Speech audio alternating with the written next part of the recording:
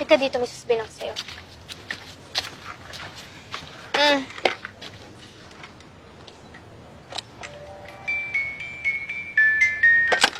Aalis na kami. Pupunta na kaming Maynila. Doon na kami titira. Ha? Bakit? Sabi nila eh. Kailan ka babalik? Hindi na. Baka ito yung huling pagkikita natin, Bert. Hindi na ako nakapagsalita noon. Alam ko, hindi ko naman siya mapipigilan. Araw ng tatay niyang pulis. Takot kaya ako sa pulis. Marami akong gustong sabihin kay Elise pero masyadong masakit. Kagaya ng tuhod ko. Pati dila ako namanhid.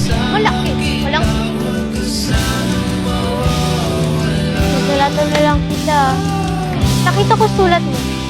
Pangit. Hindi ko maintindihan eh.